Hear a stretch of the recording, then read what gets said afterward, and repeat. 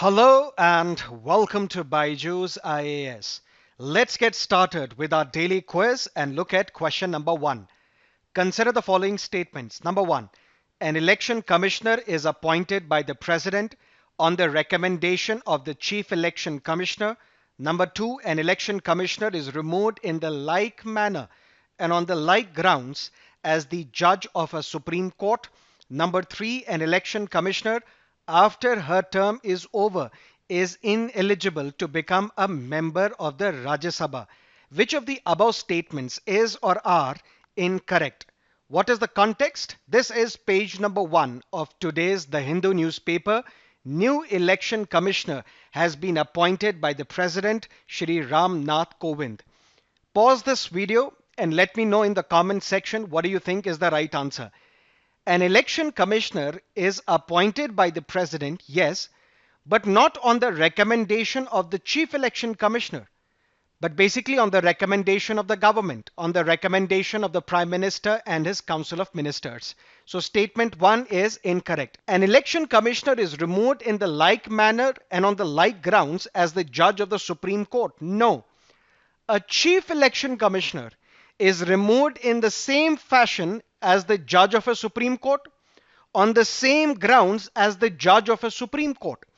But when it comes to an election commissioner is removed by the president only on the recommendation of the chief election commissioner.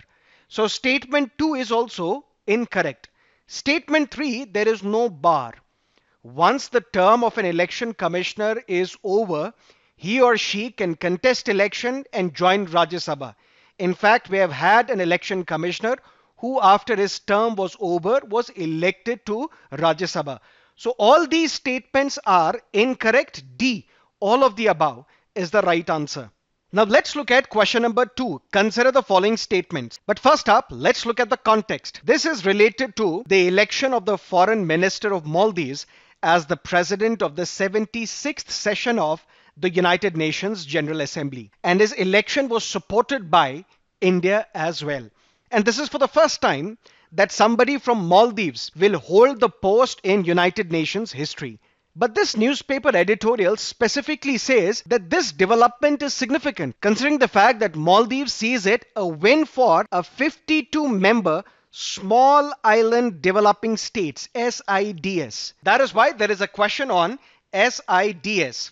Number 1, 52 countries and territories are presently classified as Small Island Developing States by the United Nations OHRLLS. SIDS were recognized by the United Nations as a special case for their security issues.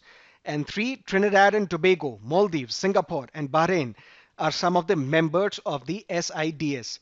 Statement 3 is a deliberate statement here so as to make this question relatively difficult.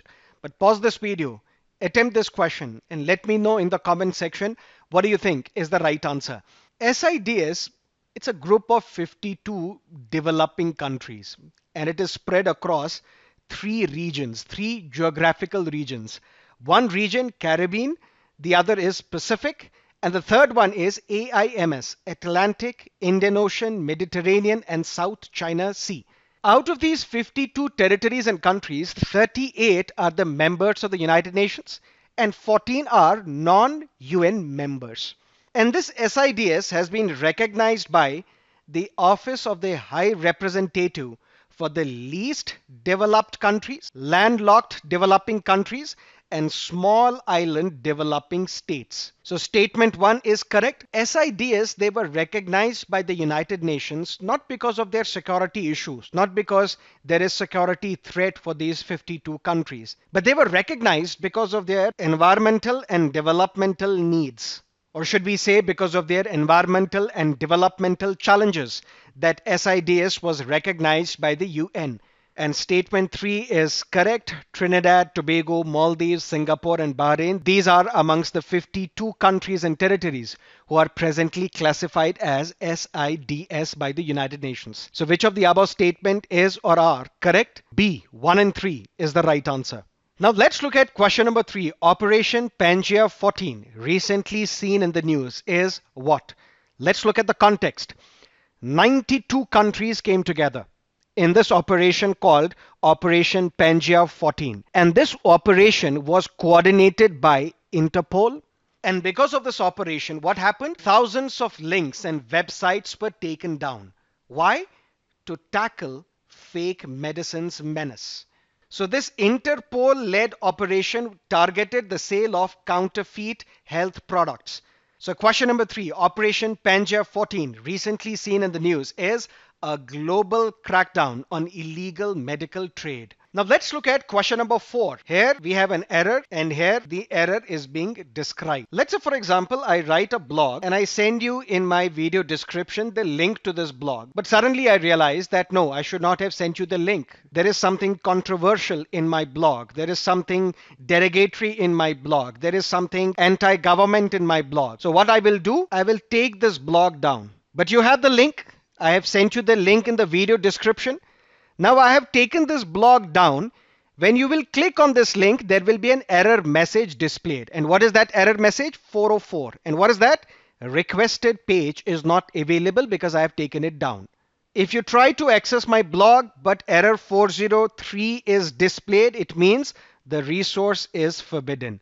That means you are trying to access a page which is forbidden. A reason can be anything.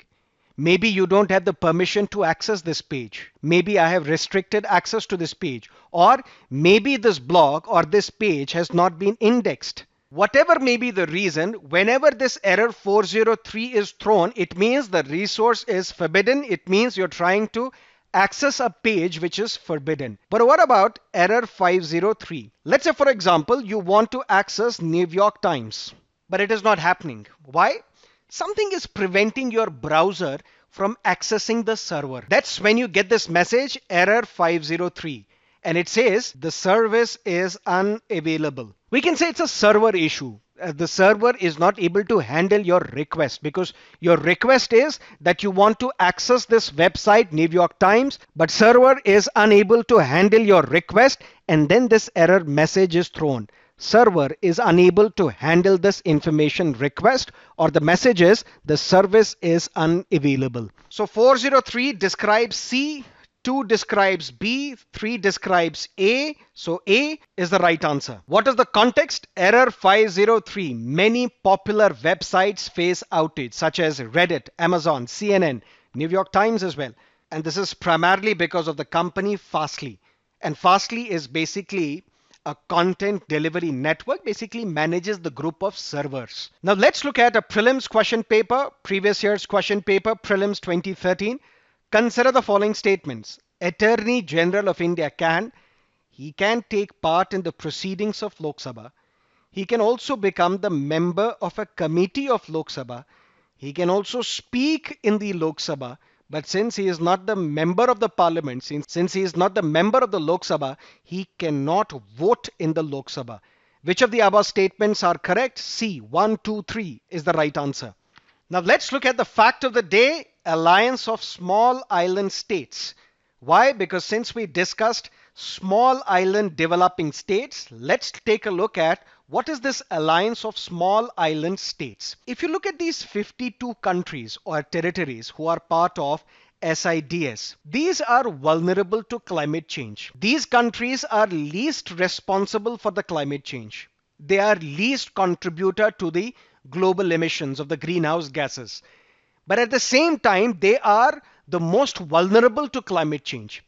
That is why these group of countries, they've decided to come together to put the pressure on the so-called developed countries of the world so that the climate change pacts, climate change agreements, they should be equitable. This Alliance of Small Island States, it's basically an intergovernmental organization of these low-lying coastal and small island countries. It was established in the year 1990, just ahead of the Second World Climate Conference. And the main purpose of this organization is to consolidate the voices of these SIDS countries to address global warming. So we can say this body is like a lobby. It's a lobbyist group. And this organization is mostly focused on climate change, sustainable development, and ocean conservation. And this Alliance of Small Indian States, it has played a very important role in UNFCCC. And what is that? United Nations Framework Convention on Climate Change. That is it from our daily quiz. If you're liking these initiatives, press the like button, subscribe to our channel if you haven't yet, and see you tomorrow, same time. Thank you for being with us. Have a great evening.